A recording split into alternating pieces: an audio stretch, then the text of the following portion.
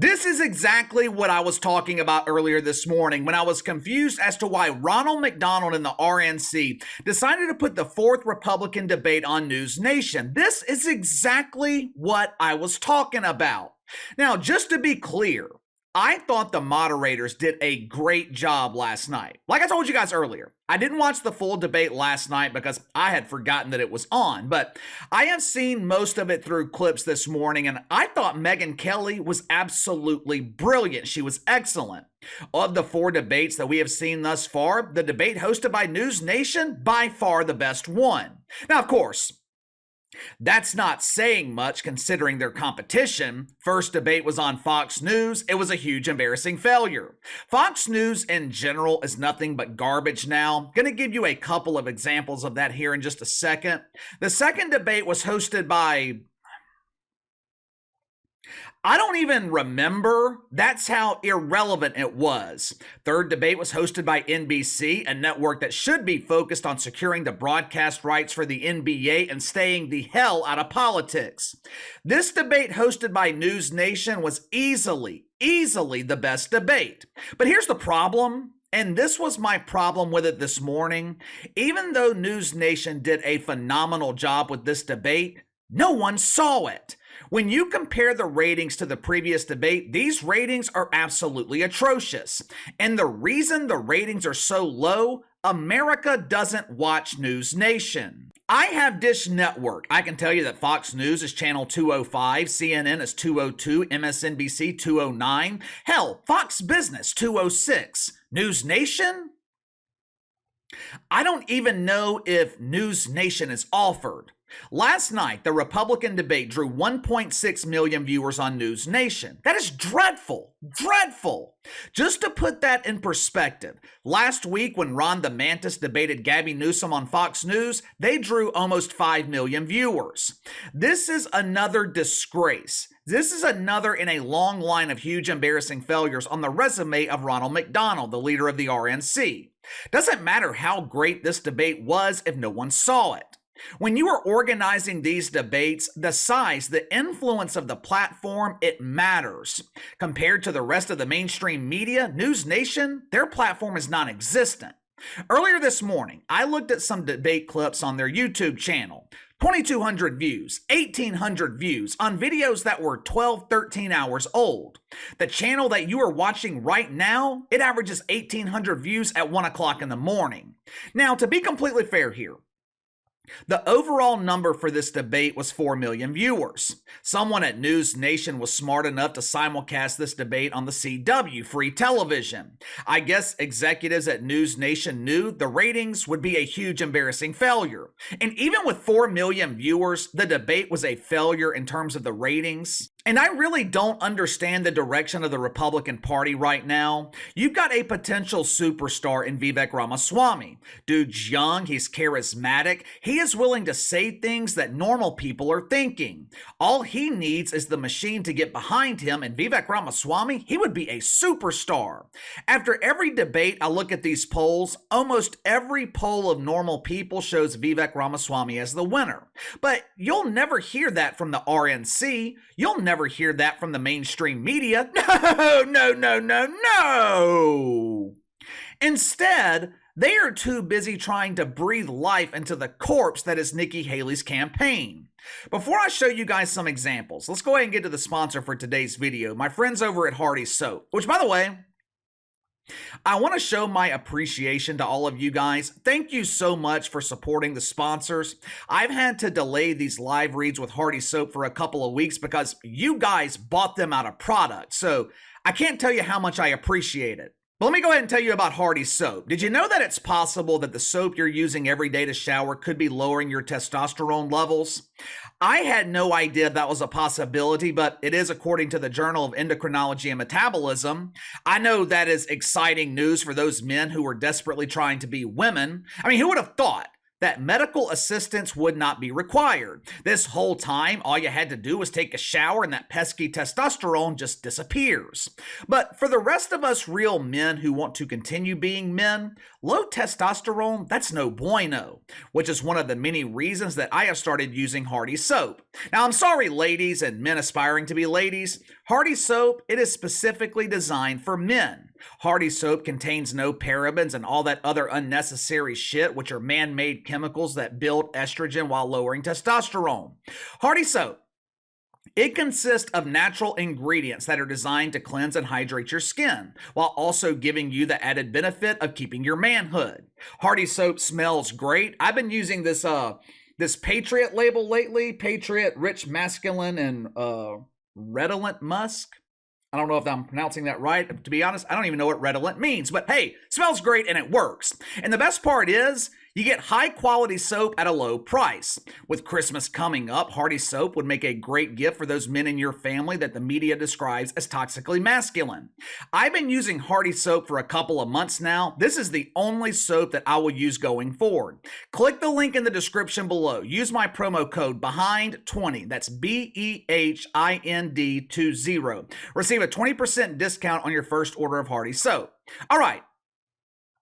Let's go ahead and get to these examples of Fox News being completely sold out to Ronald McDonald and the RNC. They might as well change their call letters from FNC to RNC. Earlier this morning, I mentioned this unhinged behavior, this unhinged meltdown from Brian Kilmeade. I didn't show you guys the clip this morning because the video was already running long enough, but watch this exchange. And remember, one of these men are running for president. The other, he is simply running his mouth farts.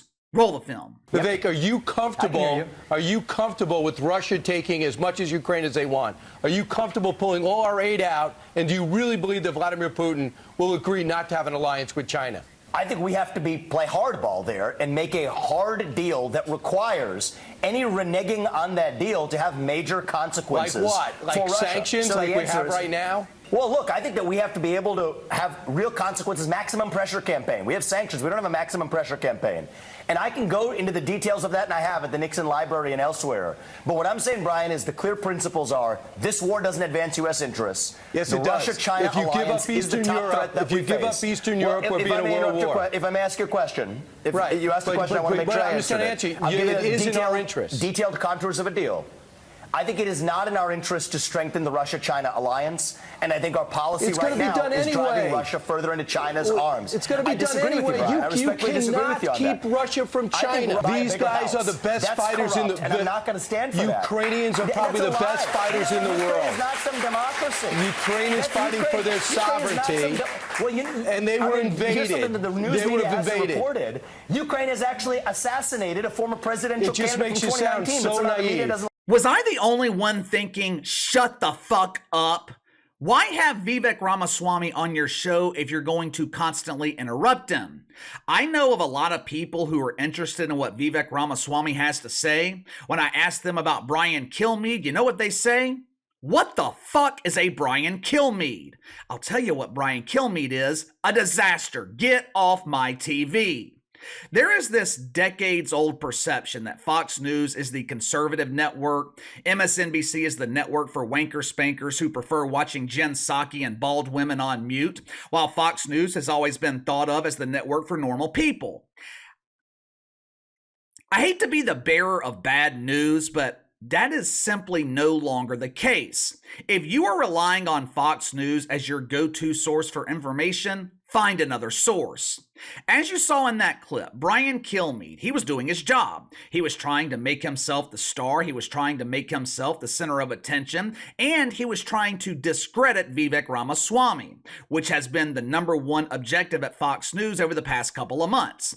Ever since he decimated Ronald McDonald on national television, Fox News, they have taken their orders from the RNC and tried to discredit Vivek Ramaswamy. They are also treating Nikki Haley like she's the second coming of Saint Nick. I'll give you another example. At 11 in the morning, there is a show on Fox News that features 5 anonymous people stroking Nikki Haley's ego. I decided to look up 2 of their names. One is Emily Campagno, and when I play this clip, I encourage you to watch it on mute. That way, you're not giving her the chance to talk her way out of being beautiful. The second one is Dagan McCowell. Who cares? It doesn't matter what her name is. She might be a smart woman for all I know, but her accent makes her sound like she just squeezed fresh milk out of the cow. They're talking about Vivek Ramaswamy. They are attempting to discredit him to their viewers. Oh, girl, his behavior is so unbecoming. Oh, girl, he's a meanie. Oh, girl, he reminds me of my New Year's date that talks himself out of going home with me. But luckily, I have plenty of batteries for my emotional support shovel. It could not be any clearer who Fox News is supporting. Nikki Haley was an unmitigated disaster last night, but if you listen to Fox News, if you listen to MSNBC, you would think Nikki Haley won the debate. Watch these two women on Fox News attempt to discredit Vivek Ramaswamy. Roll the film. It's frankly disappointing and unpalatable that we keep being subjected to what I see has become behavior as a court jester. And when Vivek talked about, wisdom versus experience, is it hubris where he thinks the wisdom is himself? Like, there has to be a line drawn. I just think that the behavior is unbecoming of anyone who thinks they should sit in the Oval Office. And given the fact of how many years we've been subjected to unruly behavior that's disheartening, disappointing, exhausting over and over again, that just underscores that. Vivek Ramaswamy, I think we always talk about all comers are welcome in the Republican Party. Great diverse field. The first debate in August, you watched him and said, okay, well, give this guy a shot. He's like your sister's new boyfriend. You're excited. He's coming over for Thanksgiving. He's rich. He's an entrepreneur. He's going to bring some really interesting, expensive food. And you're coming up on New Year's Eve and you're trying to concoct what kind of illness you're going to have just so you don't have to spend the night with it. Yeah. I think it's ironic that Emily Campagno is complaining about Vivek Ramaswamy shifting the debates away from policy. Correct me if I'm wrong. Didn't Fox News host the first debate? Weren't they given the opportunity to open up discussions on policy?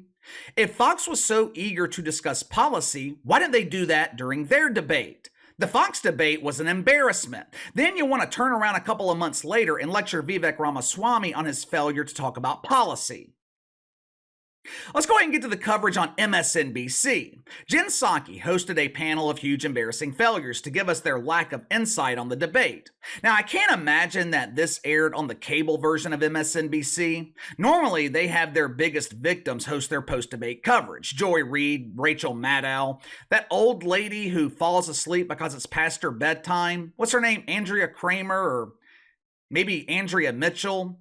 Who knows? She might be the only person in politics older than John Biden. But anyway, Little Red Riding Hood. She is hosting this panel of unknowns. Obviously, with this being MSNBC, they made sure to check all the diversity boxes. Jen Psaki represented red. There was a dude on there that represented African Americans. Since MSNBC is dedicated to diversity, they also included a bald woman. I guess she was chosen to represent the dump divers in the WNBA. Watch it for yourself. I watched the last debate as well, like we all did. I thought the last debate, and I hate to say this, but it was a little boring. It was a little muted. The last debate. This debate was not muted. It was the opposite of the last debate. The last debate, I would argue, was more policy, substantive, right? This debate, we're talking about not even the core things of Donald Trump. So I thought that Nikki Haley, out of all the people on the stage, looked like the adult on the stage, if you will. I still have yet to see a president. It was concerning. People sounded angry. They were yelling, they were screaming. I was shocked that abortion didn't come up. I'm more shocked that abortion didn't come up and healthcare didn't come up, but yet Vivek Ramaswamy found time to bring up climate change at the end. And anti-trans, more anti-trans than anti-Trump. Oh. Do you see what I'm talking about here with the mainstream media's obsession with Nikki Haley? I thought Nikki Haley looked like the only adult on stage. I thought Nikki Haley looked like she was about to break down in tears. I was waiting on Chris Christie to offer his mountain-sized shoulder for her to cry on. And then you have Jen Riding Hood chiming in. They were more anti-trans than anti-Trump.